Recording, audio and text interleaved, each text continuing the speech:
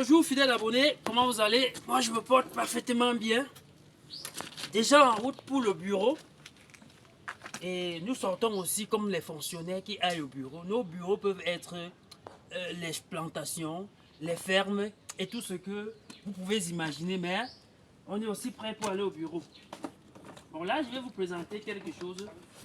Le plus souvent les lundis comme ça quand je sors avec les produits et je passe directement sur certains coins pour servir certains clients qui commandent en week-end. Et quand on est très serré en week-end, il n'y a pas possibilité parfois d'aller donner à certains clients qui n'ont pas la capacité de se déplacer pour arriver directement en entreprise prendre. Aujourd'hui, j'ai un produit que je vais servir à une de mes clients qui depuis chaque fois qu'elle reçoit son miel et que ça se cristallise, elle a de la peine à comprendre ce que c'est que la cristallisation. Mais dans ces gamelles qu'elle a choisies aujourd'hui, j'ai décidé de mettre des gamelles avec des miels hautement hautement cristallisés. Je vais vous faire voir. Par exemple, dans mon sac, chaque fois, quand je marche, j'ai toujours mon propre miel que je consomme. Oui. Qui est aussi cristallisé, je vous l'ai dit. Vous pouvez voir, on approche un peu la caméra. Donc, chaque fois, je marche avec mon propre miel. Regardez, c'est tout cristallisé. C'est-à-dire comme des cristaux de sucre. Là, c'est en aviole. Quand elle va consommer comme ça, elle va se rendre compte que la cristallisation, c'est un phénomène naturel. Parce que pour ceux qui ne savent pas le phénomène de cristallisation, parfois qu'ils reçoivent le miel, et après un bout de temps, ce miel se cristallise, beaucoup pensent que c'est le sucre. Pourtant, la cristallisation du miel, c'est un phénomène naturel. C'est en fait le ratio entre le glucose et le fructose qui se trouve dans le miel. Et de temps en temps, quand vous aviez ce miel en des milieux chauds, ce miel se cristallise lentement, mais des milieux froids comme à Tchang, elle se cristallise très rapidement. Et vous pouvez le consommer tel qu'elle est comme ça, parce que je me dis, j'aime beaucoup sur cette forme. Et pour ceux qui ne peuvent pas, vous pouvez faire passer à un bain marin de moins de 45 degrés. C'est-à-dire, vous pouvez, si c'est dans un pot cassable, comme ce que je mets mon miel, vous mettez l'eau dans la marmite et vous mettez la bouteille dans l'eau. Le miel va devenir liquide. Mais sauf que quand ça devient liquide, ça devient comme de l'eau. Plus le temps passe, ça devient un peu lourd. Et là, ça prend la forme standard et avec la densité qu'il faut qu'un bon miel pouvait en avoir. Aujourd'hui, bien nombre de gens ont jeté des miels dans des poubelles à cause du problème de cristallisation. Et là, nous travaillons chaque fois à servir souvent aux clients des miels en avion justement pour leur permettre de voir que voilà tel qu'on a pris dans la ruche et c'est déjà cristallisé. Ce miel que je viens de consommer est sorti de la ruche déjà cristallisé. C'est-à-dire qu'elle ne s'est pas cristallisée entre nos mains parce que le climat est très froid ou du moins c'est parce que le glucose est plus abondant dans le miel, mais ça s'est cristallisé déjà dans la ruche. Et la cristallisation également dépend des localités. Il y a des localités à cause du nectar que les abeilles butinent. Ce miel se cristallise vite justement peut-être parce que ce miel en sucre est plus riche en glucose, forcément elle va se cristalliser. D'autres cristallisations sont liées à la température du milieu. Si je récolte un miel, un client prend sa part au niveau de Douala où il fait très chaud, l'autre reste à Tchang.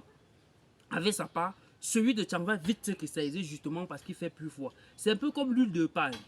Quand vous prenez votre huile de palme ou encore vulgairement l'huile rouge, si vous laissez à des températures très hautes, c'est-à-dire où il fait chaud, elle va garder l'état liquide. Mais si c'est très froid, elle va commencer à coaguler. C'est un peu la même chose avec des miels, mais sans toutefois oublier qu'il y a des miels qui se cristallisent très vite.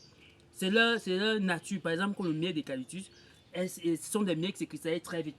Et parfois, ces clients, quand ils reçoivent, bon, ils doutent, ils se disent que bon, ça c'est peut-être du sucre. Et je le comprends justement parce qu'il y a des charlatans dehors qui font des choses qu'on ne peut pas tolérer. Et du coup, parfois, on se sent confronté à des situations mélangées avec cela. Et c'est ça qui nous pousse parfois à certains clients qui sont vraiment fidèles à nous à faire des choses de ce genre et pour leur permettre de comprendre la notion de cristallisation.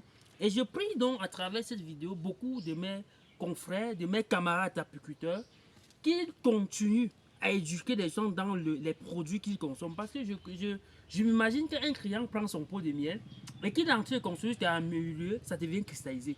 j'imagine le sentiment qu'il peut en avoir.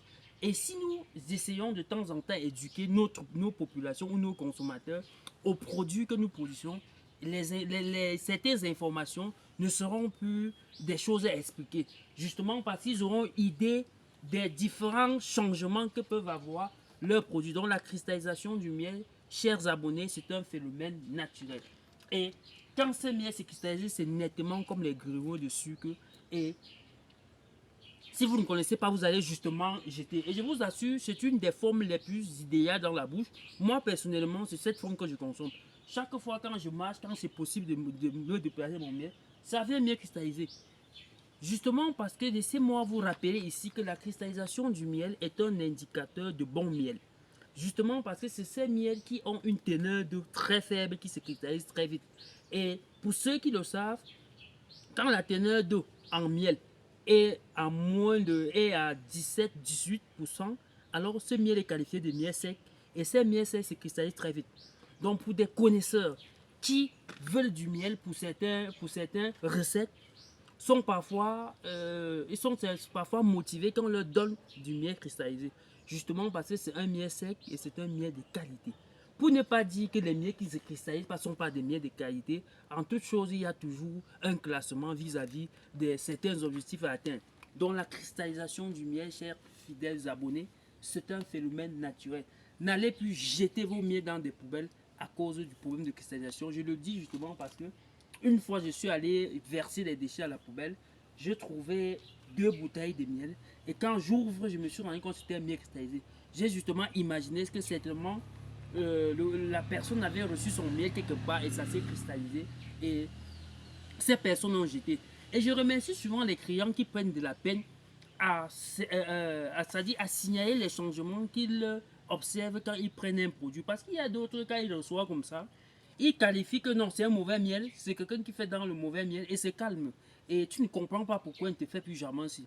Mais ceux qui arrivent à dire que mais ça, qu'est-ce qui ne va pas ici, ça donne l'occasion à expliquer des telles situations comme ça qui peuvent vous permettre à comprendre le produit que vous consommez.